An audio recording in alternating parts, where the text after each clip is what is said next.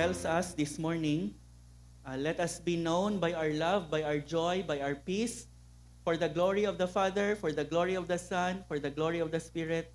Let us be known by our love, by our joy, and by our peace. Let's continue our series in the book of Ephesians. We are now in the 4th chapter of Ephesians.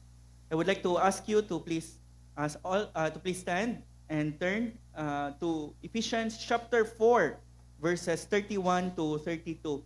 We are now in the last part of our section in which the Apostle Paul calls us, since we are new creatures in Christ, since God has raised us from the dead, we are to put away our grave clothes and we are to put on grace clothes.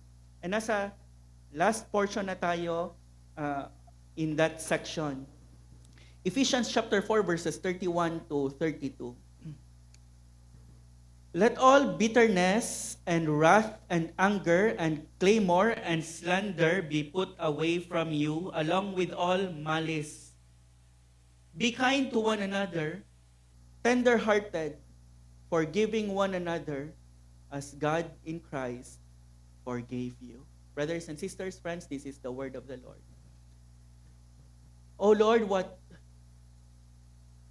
grace, what joy, what great news it is that you have forgiven us. In Christ, you have forgiven us.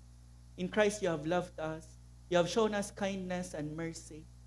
O Lord, help us that we may extend the same to others. For your glory, O Lord, and for our joy, and for the good of your people, help us that we will be known, O Lord, by our love, by our joy, by our peace.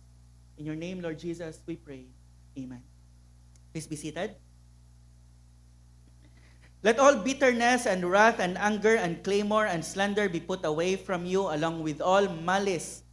Be kind to one another, tender-hearted, forgiving one another, as God in Christ has forgiven you. As many of you already probably know, si Pastor John MacArthur, he died this week, last Tuesday. From the very start of his ministry, he resolved to let the Word of God do the work. His congregation grew from around 400 to over 10,000. He preached through the entire New Testament, finishing after 43 years. His sermon series on the Gospel of Luke alone took 10 years. He was truly a man of the Word.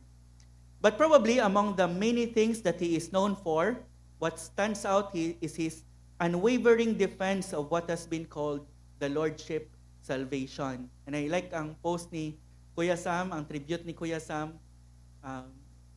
By chance, he was able to listen to Pastor MacArthur mga 20 years ago, and that saved him from easy believism. He stood firmly against the doctrine of easy believism, which teaches that as long as a person accepts Jesus Christ as Savior mentally, it doesn't matter if there is any change in his life afterward. Even if wala, it doesn't matter. That person is still saved. Ang importante is the person accepts Jesus Christ as Savior kahit na hindi as Lord. Easy believism says that one can receive Jesus as Savior without submitting to Him as Lord. And para sa kay Dr. MacArthur, this is clearly wrong biblically. In the Bible, Jesus Christ is called, sabi niya, Jesus Christ is called Savior mga only 8 times, but He is called Lord mga 300 times. And sa mga times when He is called Savior and Lord, Lord and Savior, the term Lord appears first than the Savior. And we are saved when we confess with our mouth, Jesus is Lord, and believe in our hearts that God raised Him from the dead. Sabi ng Bible, when we do that, we will be saved. Easy believism says that one can receive Jesus as Savior without submitting to Him as Lord. But that kind of faith makes no difference from the faith of the demons. After all, ang Bible nagsasabi, the devil also believes and trembles. Does that mean na ang mga demons must save? The devil will be saved? Of course not. This is exactly what James warned us against. A profession of faith that does not result in a transformed life. Sabi ni James, that kind of faith is no different than the faith of demons. Genuine saving faith is always accompanied by repentance, obedience, and growing love for Christ. They forget ang mga advocate ng easy believism that saving faith is a work of God, and if it is a work of God, it must necessarily produce divine, supernatural results in the life of a person. True saving faith results in a change of life. According to James, true saving faith results in good works. It results in a life of obedience. Salvation is by faith alone. That is true. That is unquestionable. Salvation does not involve any works on our part. The only work we offer to God when we come to Him for salvation is the work of His own Son, especially His Son's finished work on the cross. None of our works. But the Bible also says that true saving faith results in a change of life. If it is true, if it is genuine, if it is saving, it results in a change of life.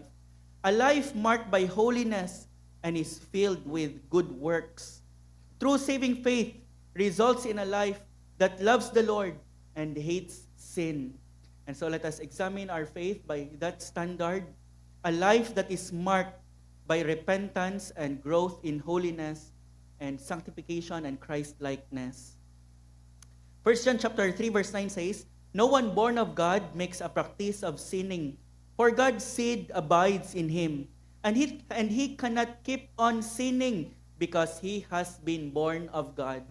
One of the marks that a person has been born of God is that he does not keep on sinning.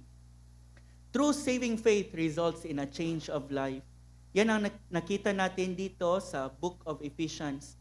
Nakita natin that salvation is wholly by faith. Nakita natin sa Ephesians chapter 2, verse 8 to 9. "For by grace you have been saved through faith. This is not a result of your own doing. It is the gift of God, not a result of works, so that no one may boast."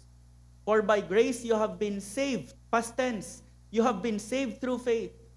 This is not of yourselves. It is the gift of God, not a result of works, so that no one may boast.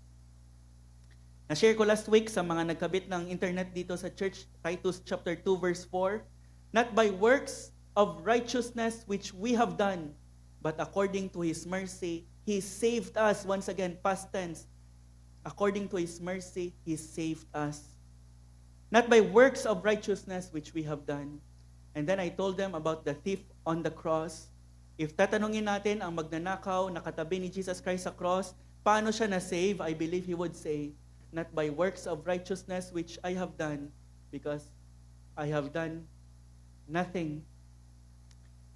But according to His mercy, He saved me." A man is saved apart from his works. But true salvation will necessarily produce good works in the life of a true, saved, and genuine believer.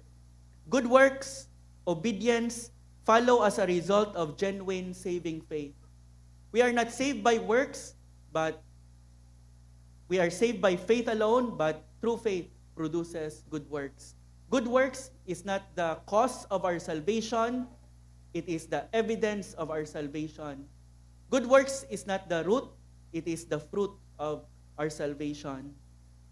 That is what we have seen in the past few weeks of our study of Ephesians chapter 4. There will be a transformation in the life of a true believer of the Lord Jesus Christ.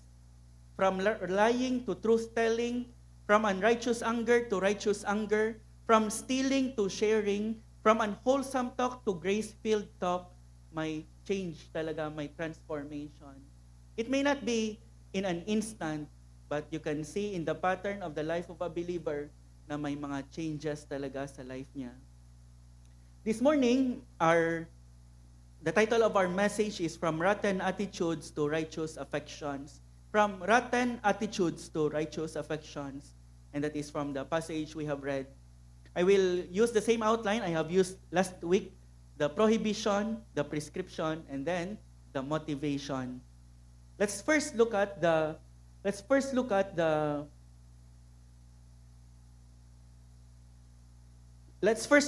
prohibition. Verse 31, let all bitterness and wrath and anger and clamor and slander be put away from you along with all malice.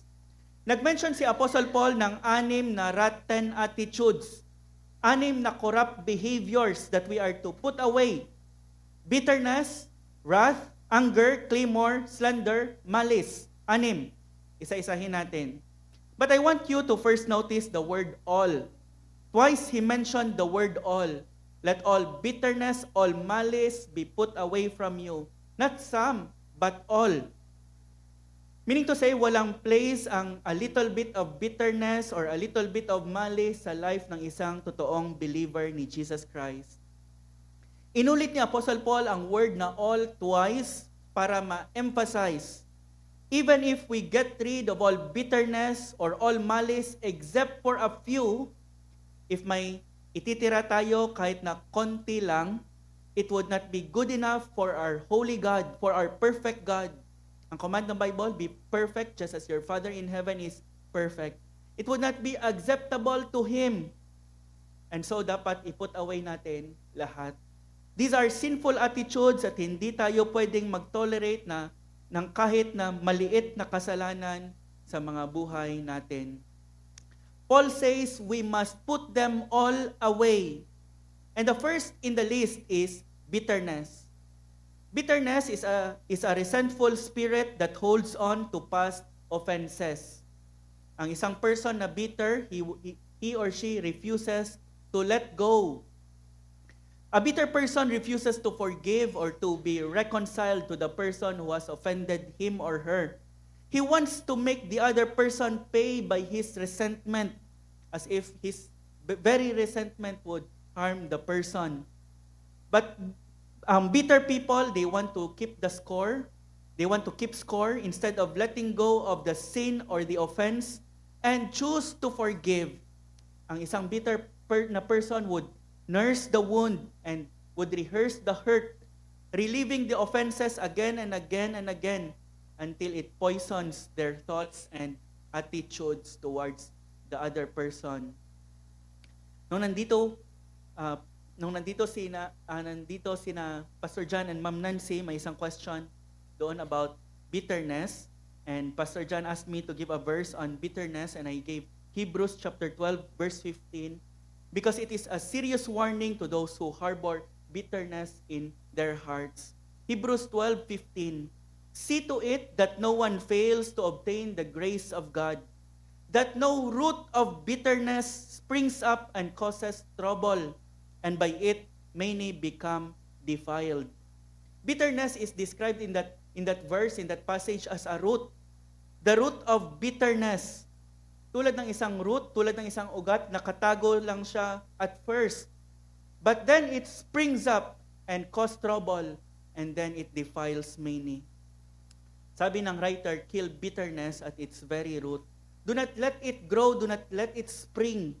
The writer gave a stern warning. If you continue in bitterness, you will not only cause trouble, you will not only defile many, you will fail to obtain the grace of God. See to it that no one fails to obtain the grace of God, that no root of bitterness spring up and cause trouble. More than anything, ang kailangan natin sa Panginoon, ang kailangan mo sa Panginoon is His grace in your life. And you will fail to obtain His grace simply by being bitter. So we have to put all bitterness away from us. In this life, there will always be people who will offend you. Whether in your family, your school, sa mga students, your workplace, or even in this church, because we are composed of imperfect people. That is why we call ourselves gospel community, because we need the gospel every day. But the Apostle Paul reminds us, do not nurse the wound.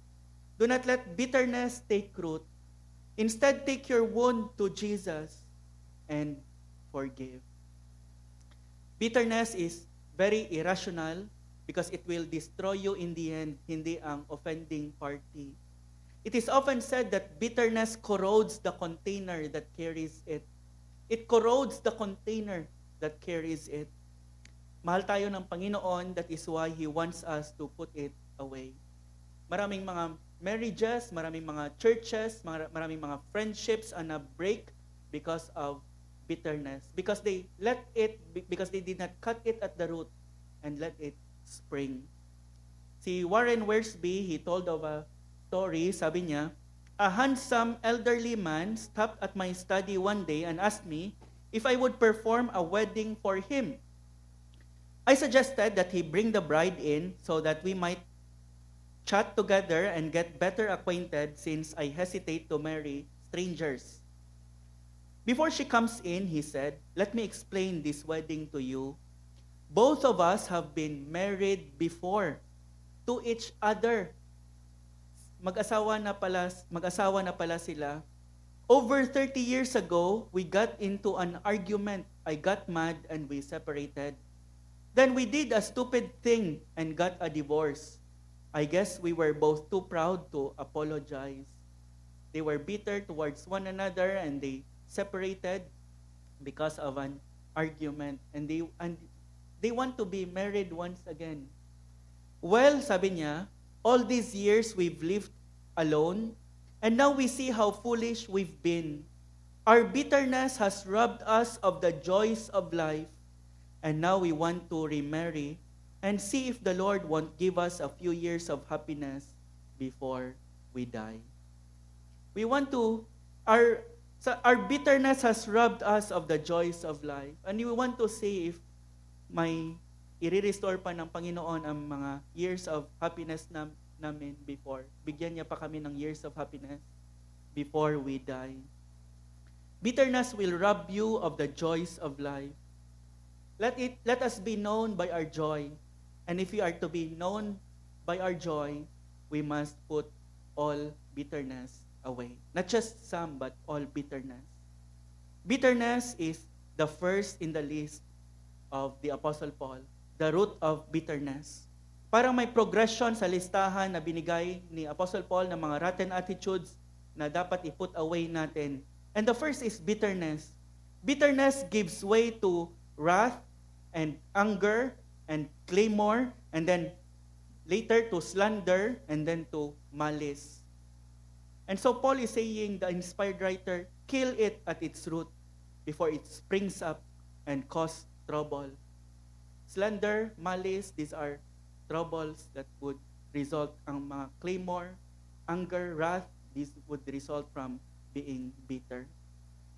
Second sa list is wrath. Wrath. Wrath refers to fierce rage or explosive anger. It is a quick outburst of temper. Ang NIV, that is why ang NIV translates it as rage.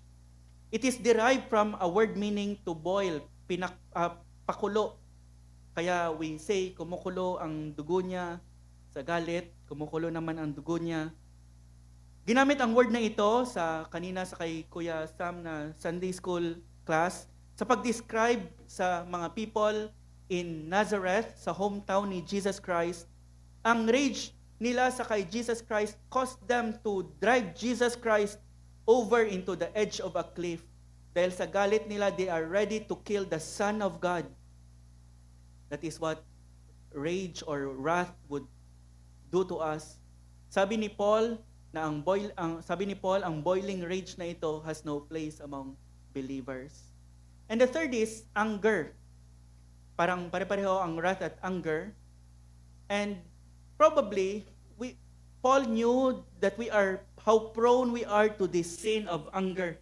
Kaya minention uli ni Apostle Paul ang sin na ito. If you remember, binanggit niya na ito in verse 26, be angry and do not sin, do not let the sun go down on your anger and give no place for the devil. But for some reason, he is repeating himself here again. Ito ang word na ginamit sa righteous anger ng Panginoon at sa righteous anger ni Jesus, which is God's settled hatred and opposition towards sin.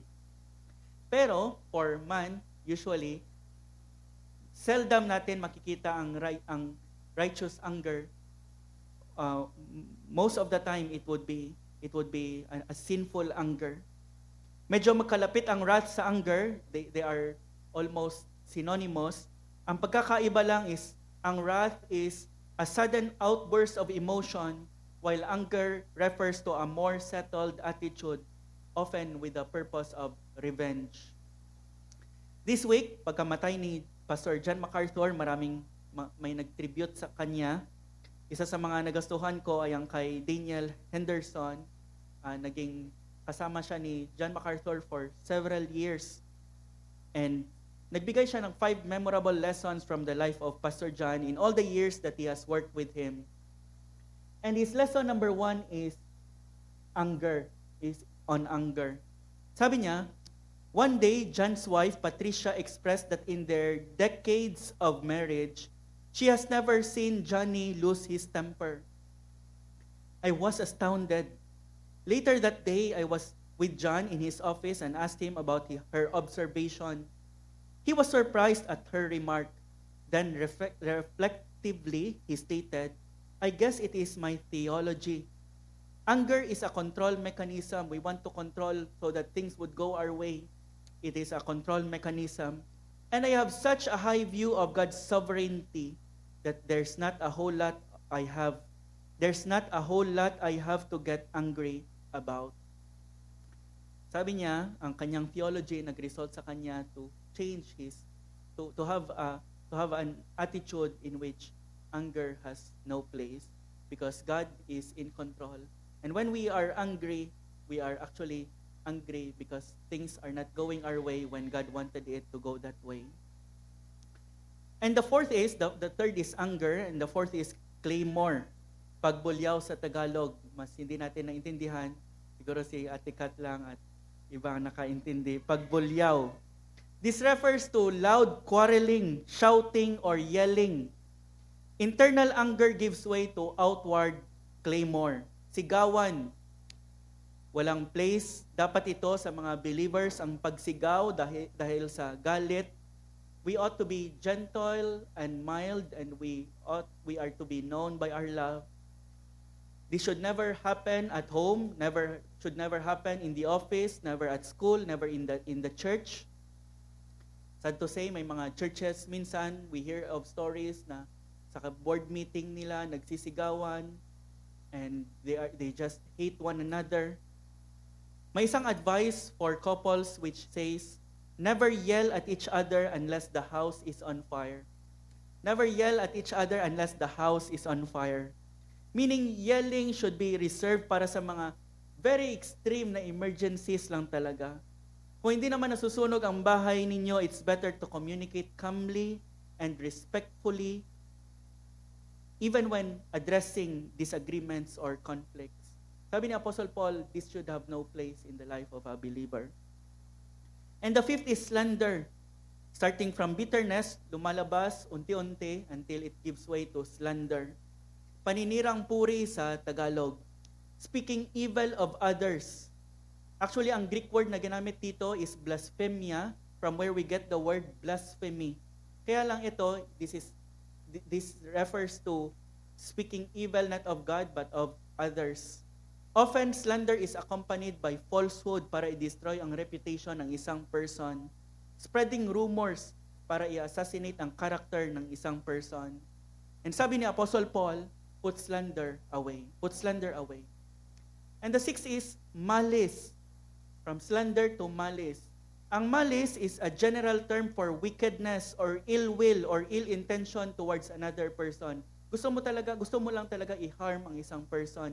You have ill will para sa kanya. Kahit anong gawin mo, if may malice, it is for the purpose of trying to do that person harm. It is the desire to harm the person either emotionally or physically. A desire to hurt or harm others. And sabi ni Apostle Paul, put that away. Kahit na maliit lang na desire, once you see in your heart, maliit na desire or thought for another person's harm, sabi ni Apostle Paul, put that away. Walang malice dapat na makita sa heart natin. Kahit na any trace of malice, kaya nilagyan niya ng all malice. May nag-classify sa 6 attitudes na ito.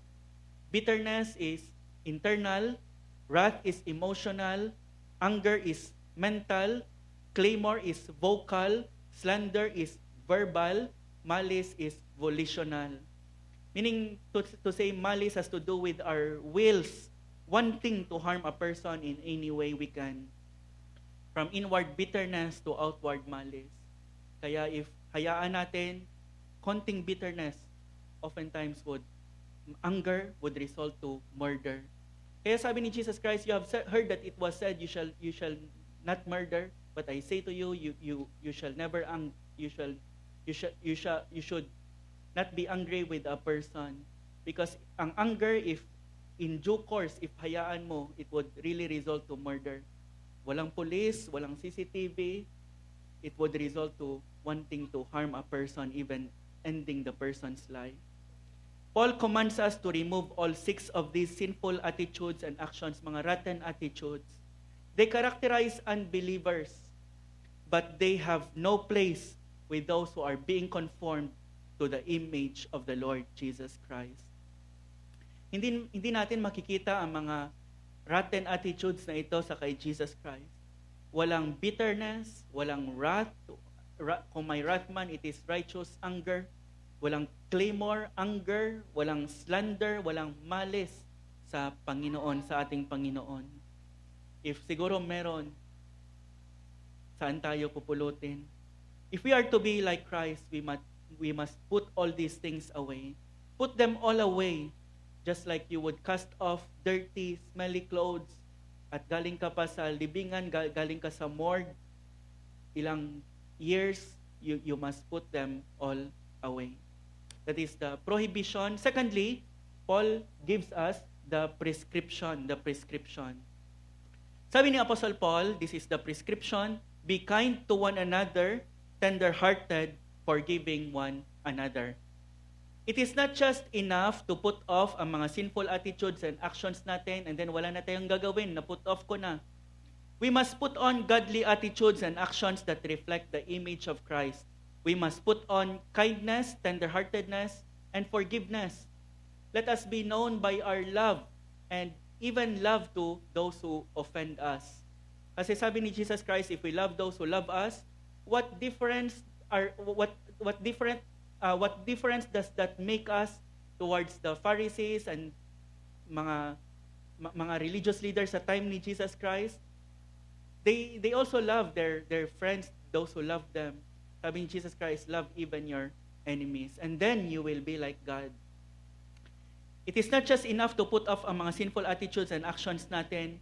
We must put on godly attitudes and actions that reflect the image of the Lord Jesus Christ in our lives.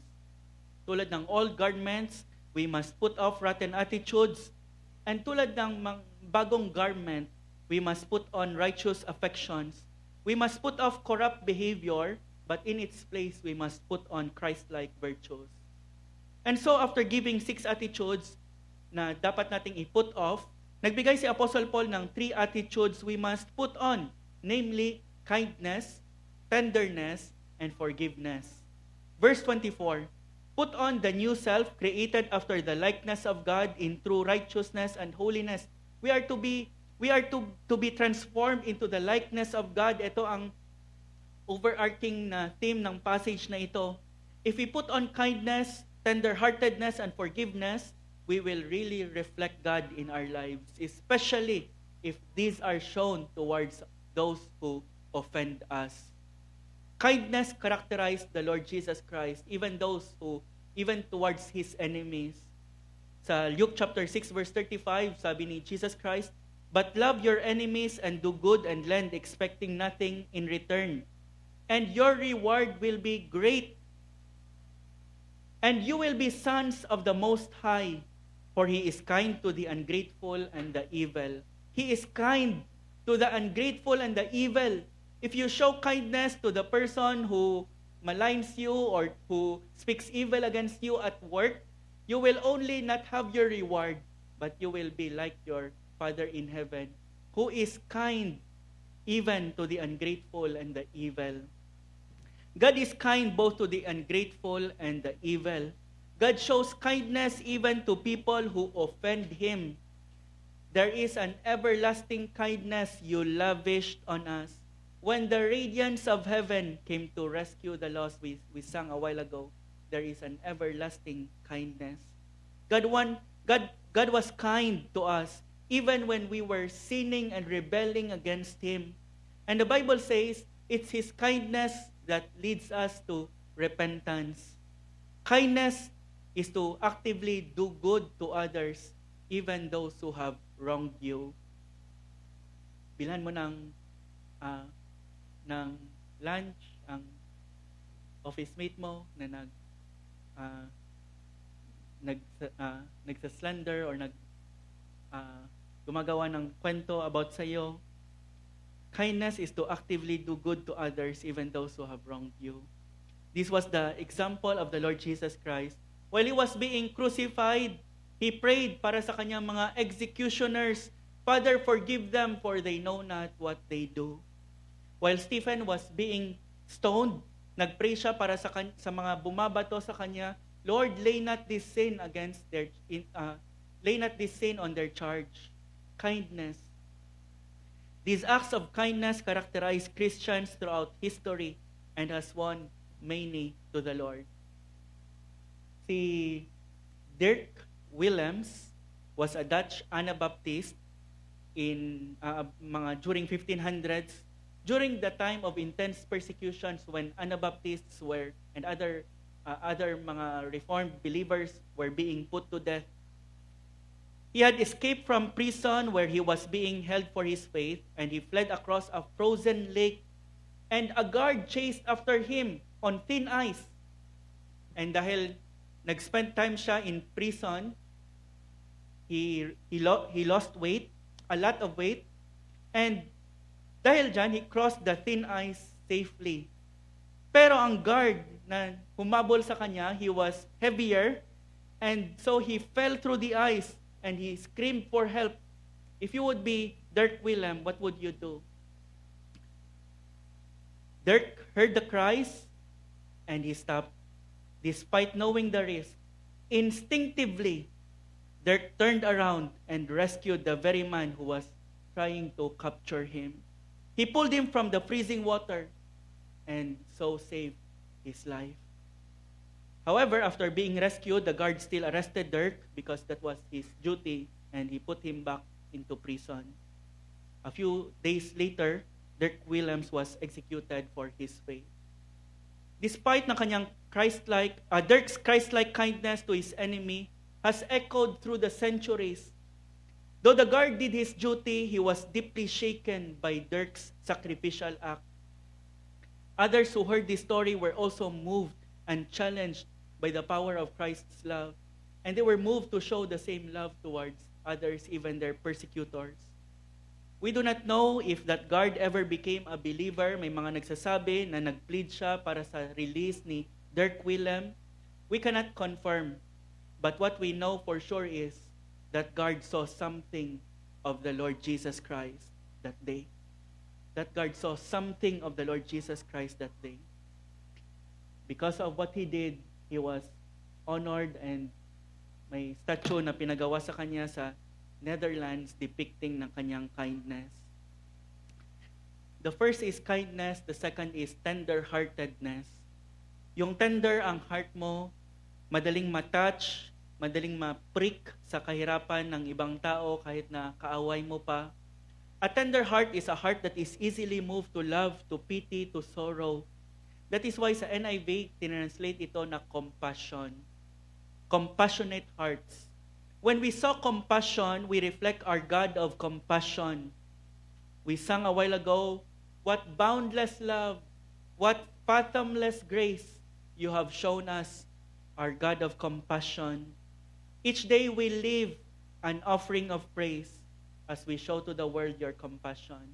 Because He has shown us His compassion, we should be willing to show the world His compassion.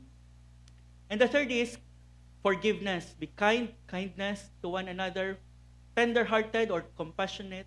And thirdly, forgiveness, forgiving one another. We are to forgive one another. In this fallen world, forgiveness is essential to preserve relationships. Kailangan natin ng forgiveness because we all sin ourselves. At kailangan nating mag-forgive because we will all be sinned against in this life, for sure yan. May isang tao who once said to John Wesley, I never forgive and I never forget, sabi niya. And sabi ni John Wesley sa kanya, very short lang and wise ang reply ni John Wesley. Sabi ni John Wesley, then sir, I hope you never sin. I hope you never sin. Because we all sin, we all need forgiveness, and we all need to forgive because we ourselves need the very same forgiveness from that we are required to give to others. We need the same forgiveness from God as well as from others. If you are a Christian, seeking and granting forgiveness is not optional. Sabi ni Jesus Christ, if you do not forgive others, the Heavenly Father will not forgive you as well. I remember a statement I have read, mga high school ako. The statement said, to refuse to forgive is to burn a bridge over which you yourself must cross. To refuse to forgive is to burn a bridge in which you yourself must cross. We forgive because as sinners, we also need forgiveness from God and from others. And the forgiveness that we seek from God is greater, infinitely greater than the forgiveness that others might want from us. Forgiveness is the decision to drop the offense and to let it go. To let it go. To forgive is to release the offender from the guilt of his or her sin. But when you forgive, it is not just the other person that you release. You also release yourself. Sabi ni Adrian Rogers, he said, when you forgive, you set two people free, and one of them is yourself. You set two people free, one of them is yourself. Maraming mga tao, they are enslaved all their lives to bitterness because they cannot forgive. They carry the offense like a heavy chain wherever they go. God is kind, and so He wants us to be free, and we can be free by forgiving. And forgiveness will destroy us in the end. May isang tao na nagsabi, unforgiveness is like drinking poison and expecting the other person to die. It is like drinking poison and you expect the other person to die. It is you who will die. It is you who will be destroyed if you do not forgive.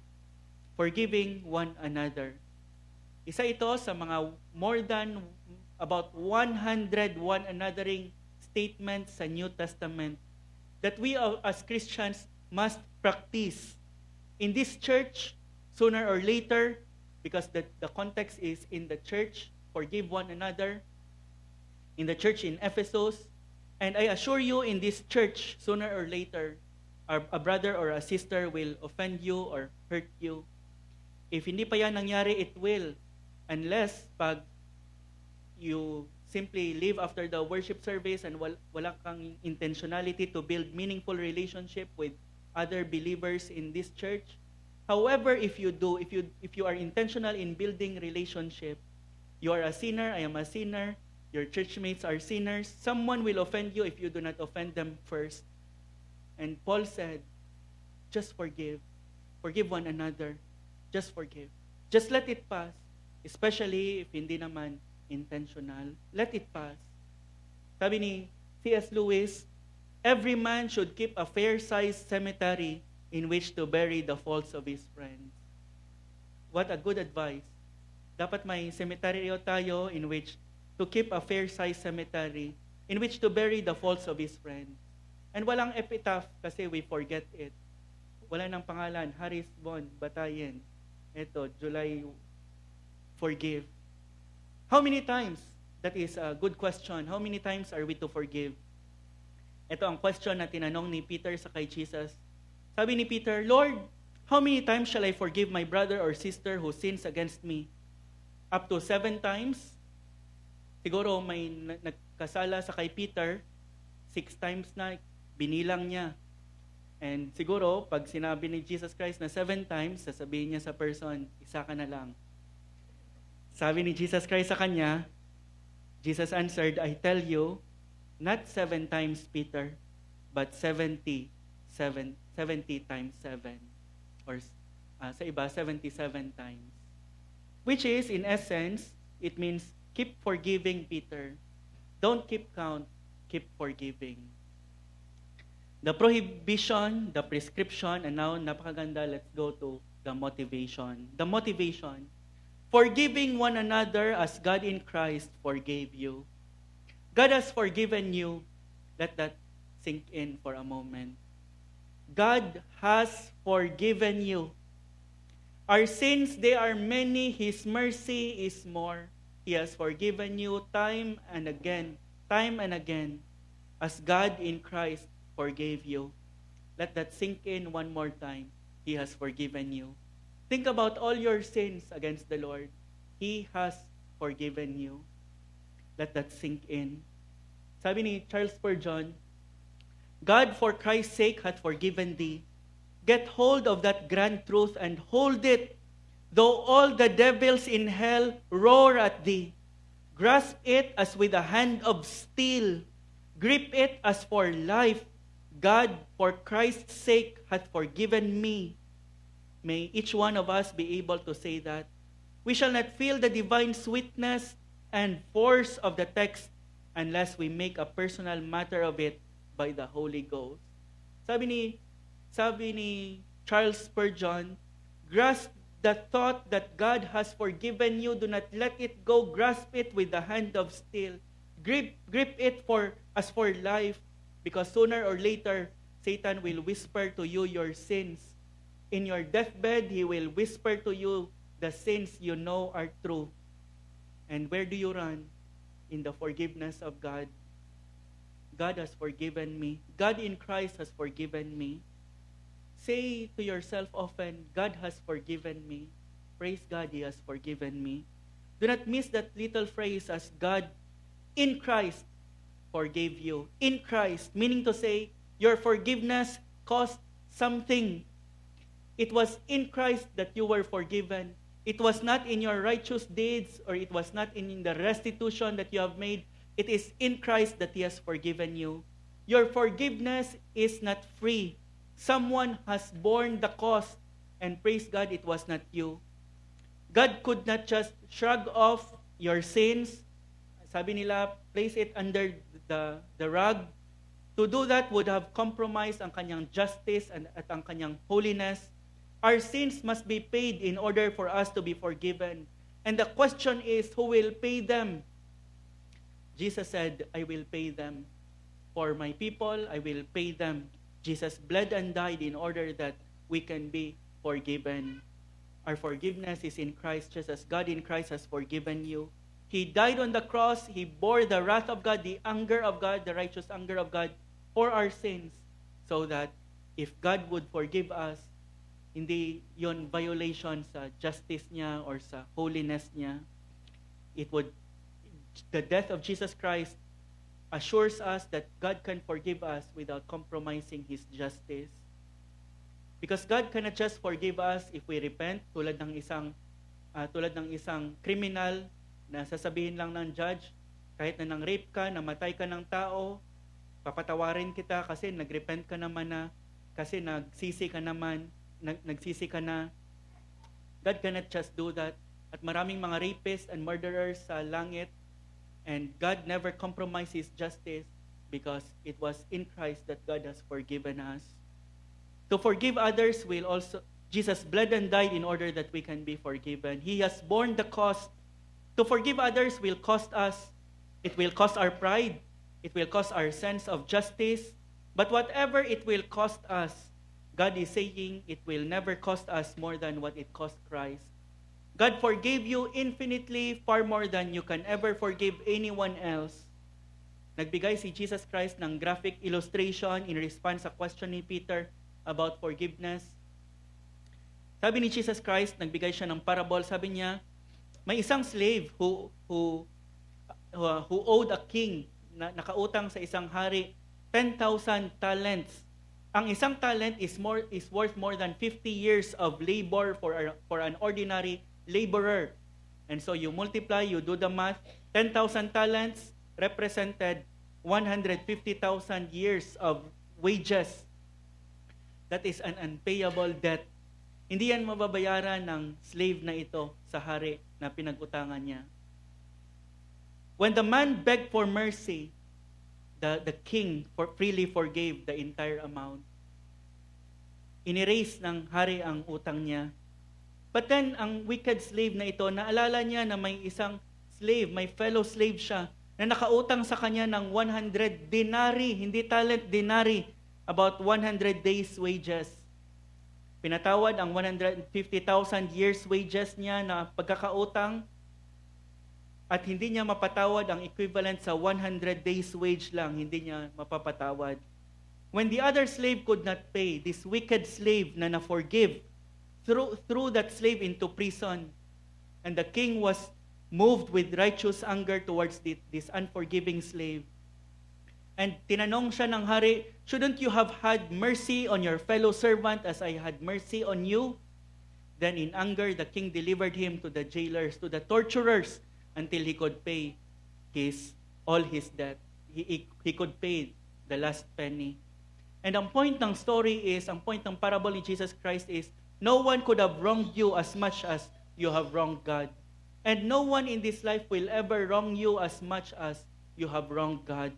And since He freely forgave you, so you must also forgive. Maraming mga motivation to forgive others. For instance, kung mag-forgive ka, you will get rid of your bitterness which eats at your soul and will destroy you in the end, will corrupt you in the end. But the ultimate motivation to forgive is, God has forgiven you. God has forgiven you. And in living for His glory, you must also forgive others. In living to reflect the God who forgives, the God of compassion and kindness and love, we must also freely forgive, just as God in Christ has forgiven you. Ephesians chapter 1 verse 7, in Him we have redemption through His blood, the forgiveness of our trespasses, according to the riches of His grace. Sabi ni Pastor John MacArthur, never are you more like God than when you forgive. Never are you more like God than when you forgive. And may karagtong yan, never are you more like Satan than when you're angry and you hate. And never are you more like God when you forgive. I know, my dear brothers and sisters, hindi ito madali. This is not an easy subject to practice. Easier said than done. Especially, hindi siya madali on the emotional level. Some of you were abused emotionally, physically, or even sexually by people close to you. Some even by trusted family members. These kinds of wrongs are not easy to forgive. But then sinasabi ng Bible na if hindi tayo mag-forgive, Jesus Christ will also not forgive us. And at the same time, sinasabihan tayo ng Panginoon, binibigyan niya tayo ng prescription because this sin will destroy us in the end. Like cancer, it will eat us up, it will destroy us in the end. And the solution is, if we find it hard in our hearts to forgive, the solution is to linger long at the foot of the cross. To linger long at the foot of the cross. Think about how much you have been forgiven by God, by the Holy God in heaven. And then ask yourself, if God can forgive me, how can I not forgive? Again, no one could ever wrong you as much as you have wronged God. And the forgiveness that God asks from you will never be greater than the forgiveness.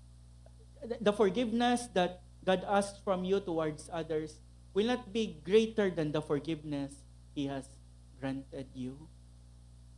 I would like to close with a story of Corrie ten Boom, and probably some of you are familiar with this story na sinulat niya in his book, The Hiding Place.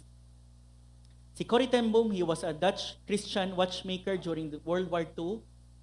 Ang kanyang family, they hid Jewish, they hid mga Jews sa kanilang home, Jewish people sa kanilang home, in order to protect them from the Nazis who were killing Jews in hordes. In fact, 6,000 Jews ang napatay ni Hitler during World War II. Eventually, they were betrayed and arrested. Corrie and her sister Betsy were sent to Ravensbrück a brutal women's concentration camp sa Germany. Sa bahay nila, may hiding place, may tinatawag na hiding place kung saan tinatago nila ang mga Jews. And ang bahay nila parang hindi, basahin nyo na lang ang book, hindi, parang may mga, hindi maganda yung pagkagawa, may mga hindi level. Yun pala, it was providential because yan ang cause na hindi mahanap-hanap yung hiding place. Kahit na nalaman na sila, the Nazis tried hard para i-search yung mga Jews na nakatago, hindi nila mahanap dahil nakakonceal talaga yung hiding place. And dinala sila sa Ravensbrück, including ang kanyang papa, and his father was very godly, si Caspar ten Boom. Sabi ng father niya, sinabi sa kanya ng soldier kasi naawa sa kanya na hindi na lang siya dadalhin dahil matanda na siya, provided hindi niya nagagawin ang ginagawa niya. And sabi ng father niya, take me.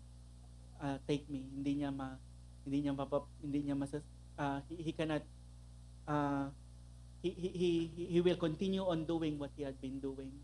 And so kinuha ang father niya, kinuha ang kapatid niya na si Betsy at ibang members ng family. At Ravensbrück, Cory and Betsy endured unimaginable cruelty, hard labor, starvation, sickness, and abuse. One of the most humiliating experiences was when the women were forced to strip naked for inspection in front of male guards. Isa sa mga guards was particularly cruel.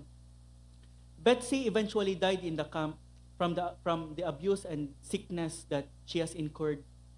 Nakasurvive si Cory, na-release siya dahil sa clerical error shortly before all women her age were sent to the gas chamber. Providentially, na-release siya because of a clerical error. After the war, Cory began speaking across Europe about God's forgiveness and the need for reconciliation. In 1947, she was speaking at a church in Munich, Germany, about God's forgiveness of our sins when we confess them, and how we too must forgive those who sin against us. Siya nagsabi na when God forgives our sins, nilalaglag niya sa deep ocean and nilalagyan niya ng sign, no fishing here. Yan yung pag-describe niya sa forgiveness ng Panginoon. And tama naman kasi in the book of Micah, sabi ng Bible, I will bury your sins in the depth of the ocean. After the message, may isang tao na lumapit sa kanya and came to speak to her. To her horror, she recognized him immediately. He had been one of the guards at Ravensbrück, the same man who had watched her and her sister suffer with cruelty and indifference. The man extended his hand sa kay Cory, and sabi ng tao, Fräulein, meaning to say, a German word for miss. Fräulein, how good it is to know that, as you say, all our sins are at the bottom of the sea. You mentioned Ravensbrück in your talk. I was a guard there. But since that time I have become a Christian, I know that God has forgiven me. But I would like to hear it from your lips as well. Fräulein, will you forgive me? Cory later wrote sa kanyang book, The Hiding Place, sabi niya, she said, I stood there, I whose sins had again and again been forgiven and could not forgive. Betsy had died in that place. Could he erase her slow, terrible death simply for the asking? Cory knew, alam ni Cory, she had to forgive. But she did not feel it. She did not find it in her heart to forgive that man. So nagpray siya silently in that moment. Sabi niya, nagpray si Cory. She said, Jesus, help me. I can't lift my hand. I can lift my hand. I can do that much. You supply the feeling. I can lift my hand, I can do that much. Pero walang feeling, you supply the feeling. She then extended her hand to the man because alam niya that forgiveness is not just a mere decision. It must come from the heart.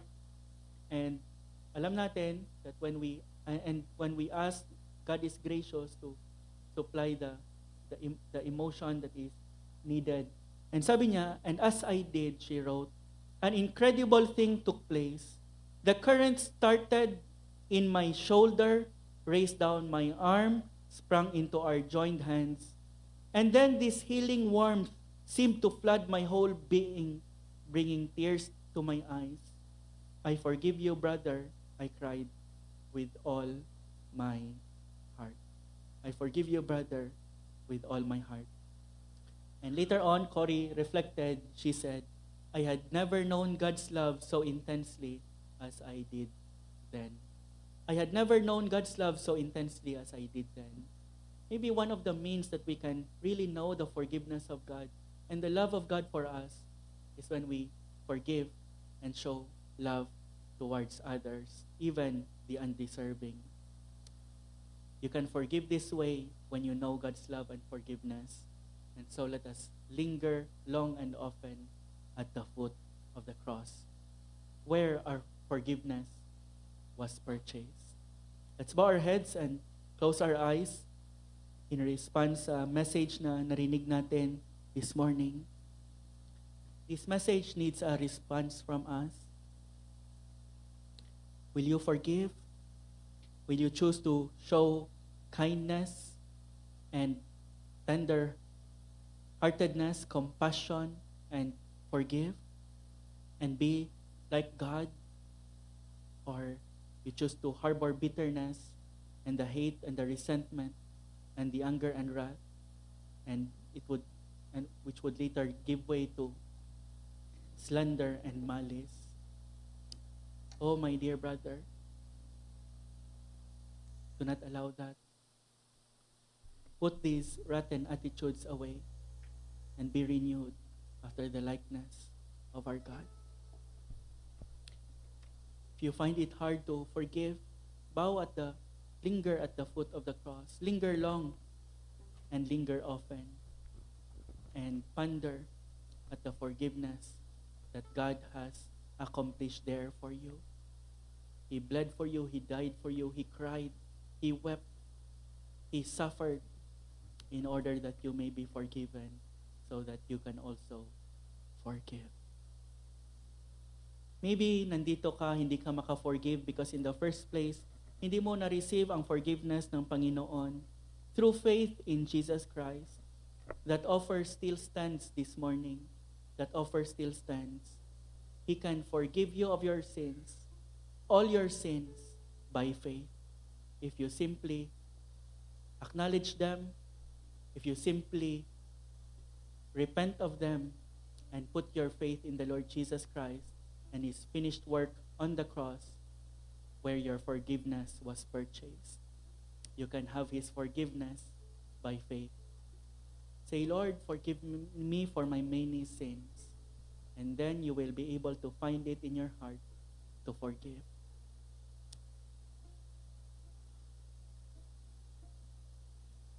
Lord, we know that this is easier said than done. But Lord, we know that you are a God who specializes in the impossible. You are a God of miracles. And Lord, I pray that you will do that miracle in causing unforgiving hearts in this room to finally let go and forgive, to their healing, to their joy, to the salvation of others, perhaps, if you please, and above all, to your glory, our forgiving, compassionate, kind, and ever-loving God. Thank you that you've purchased our forgiveness on the cross. Thank you, O Lord, that you have borne all the cost of our forgiveness. It is not free, but you have borne the cost for us. Lord, we pray that you will help us to know more of that forgiveness and help us to linger long and often at the foot of your cross and there gradually, slowly but surely, be transformed into the image of our Savior, the Lord Jesus Christ, in whose name we pray. Amen.